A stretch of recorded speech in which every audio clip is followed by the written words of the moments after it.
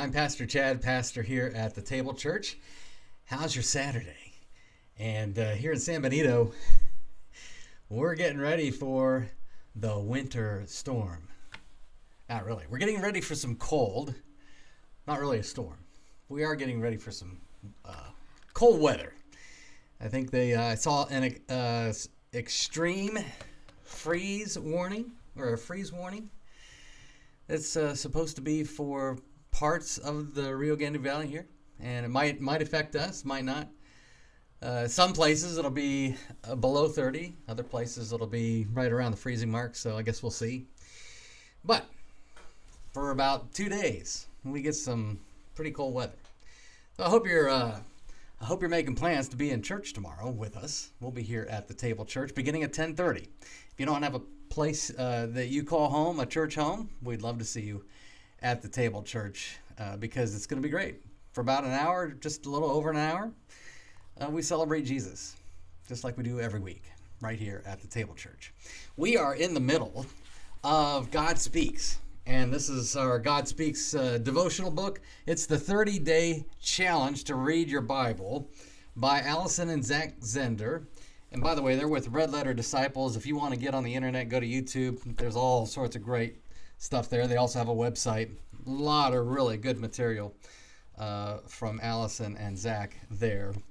But this is God Speaks. And between now and Ash Wednesday, we are working our way through 30 days of a challenge, reading our Bibles. Why is reading our Bible important?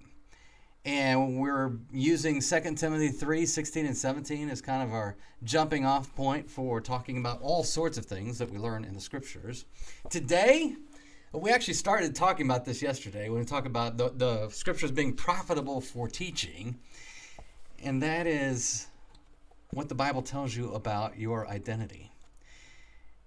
The one thing that Zach and Allison are focusing on today are basically two questions. And here's the big question. What does it mean to be loved? What does it mean to love? And then, of course, they open it with, what's love got to do with it? Which is a shout out to Tina Turner.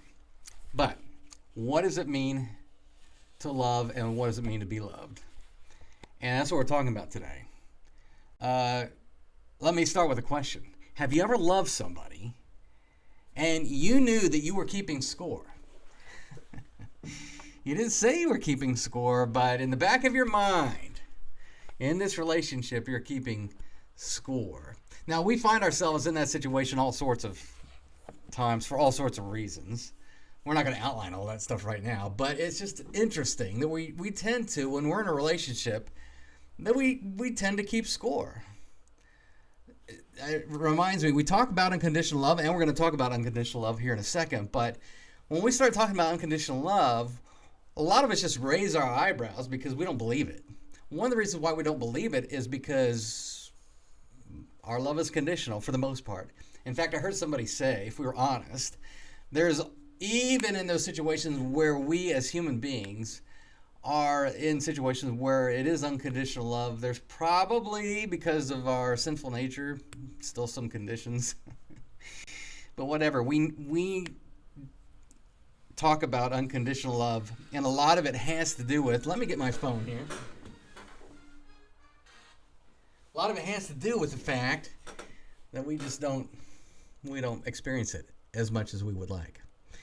Now, another place where conditional love shows up, and we can fool ourselves into thinking that it's love, but it's not. Think about all the different companies that you interact with. What are the companies that come to mind when you think of great service or a great experience? I think the one at the top list, actually one that Zach and Allison mentioned in their book, is Disney. Another one I think is, well, at least it has been, at least until the last couple of years, Southwest Airlines. If you fly a lot, they've always had great service. And then Chick-fil-A.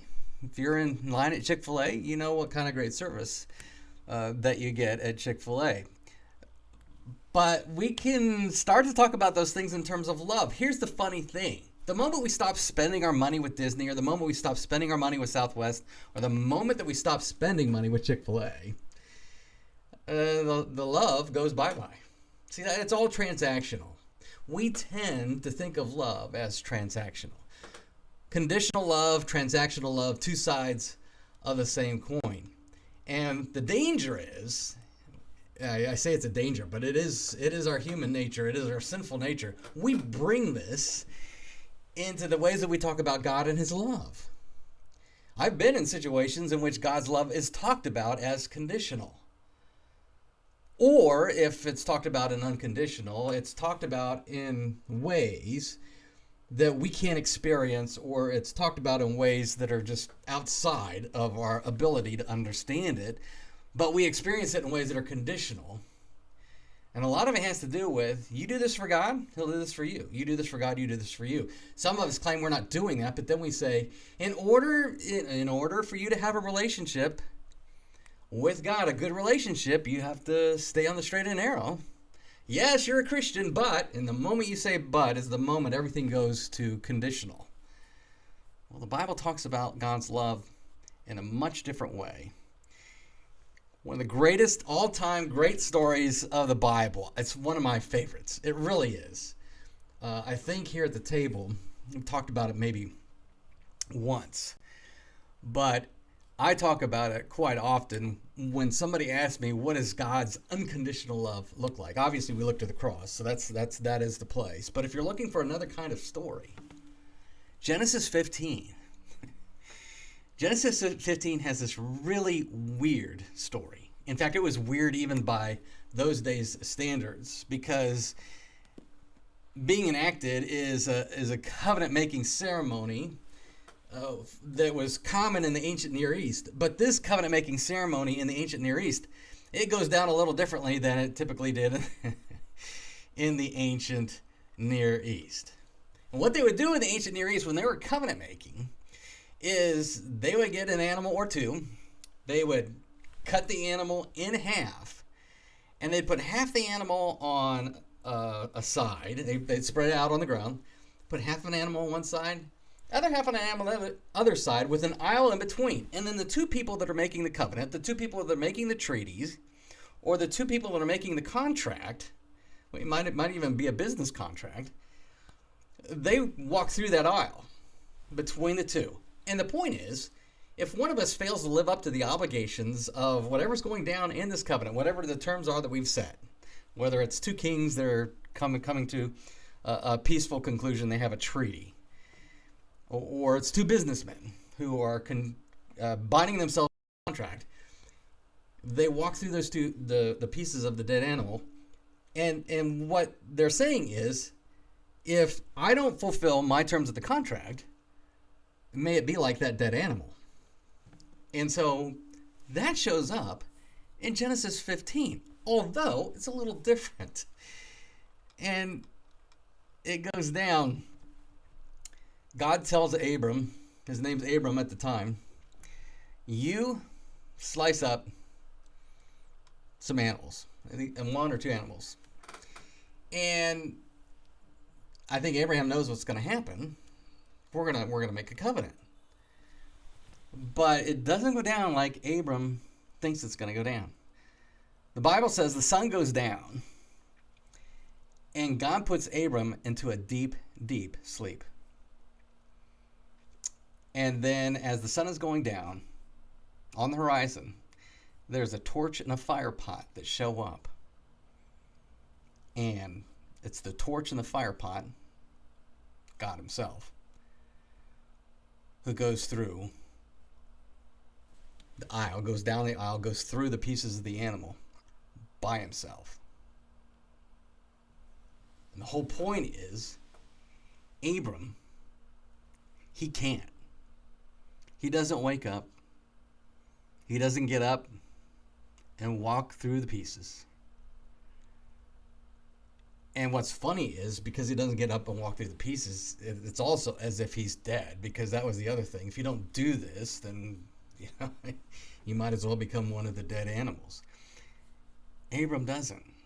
God's saying, I'm going to take care of this myself. I love you so much, because there's no way that you're going to live up to the terms of this covenant. And what's funny is, Abram, he tries to fulfill. He actually tries to get up later in life. It looks like he's trying to get up and walk through the pieces himself because he doesn't have an offspring, and he concocts this thing with Sarah, his wife, that the handmaiden Hagar is going to provide the offspring for them. So they cook this up.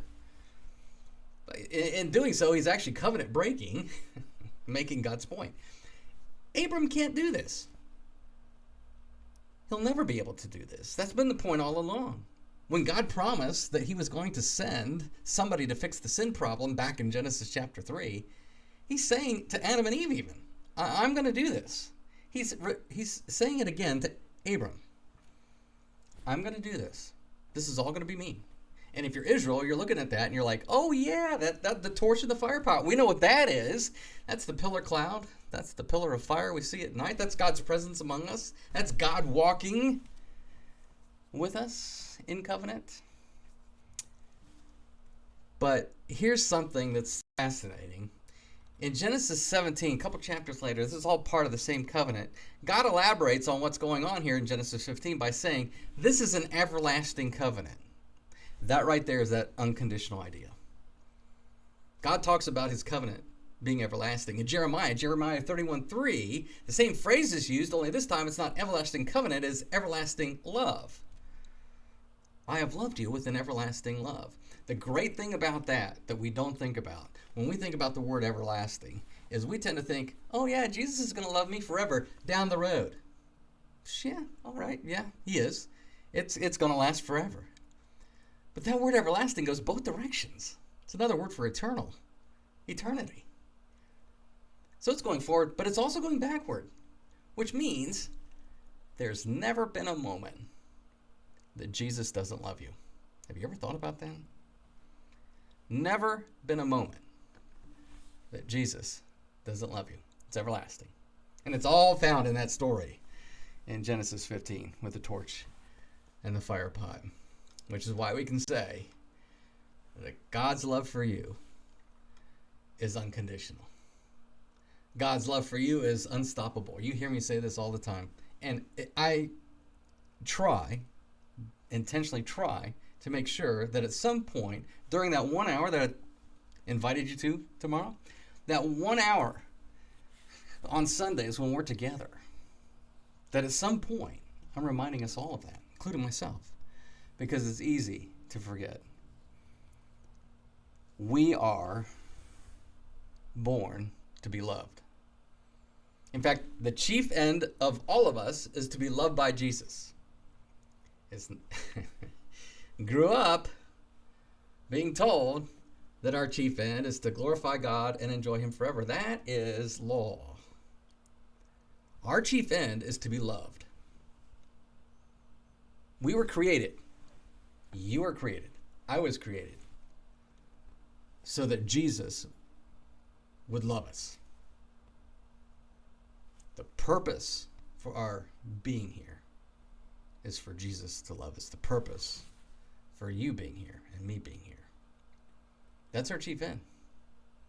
His unconditional love. And then what does that look like for the neighbor? 1 John 4:19 says, we love because he first loved us. We love because he first loved us. We talk about that here at the table, paying grace forward. The grace we receive becomes grace for our neighbor. The love we receive becomes love for our neighbor. Our love for our neighbor all flows out of the fact that Jesus unconditionally and unstoppably loves us. That is our conversation at the table. That is day 6. God Speaks. Again, I encourage you, if you want this book, show up here at the Table Church. We'll give you a copy. Join us. It's never too late to start this. We're already almost done with 1 week. We're going to start another week. Next week, it's going to be great. We're going to continue this. This has really been a really, really great exercise and a good journey to be on. And I'm glad I've already had quite a few texts. Hey, what about this? What about this? We'll talk about some of that, but the feedback's been great, so continue that. We're going to continue this. But all I have to say is we got the cold front coming. But even in the midst of the cold front, remember this. that you are unconditionally and unstoppably and absolutely loved by Jesus. He always, always has you.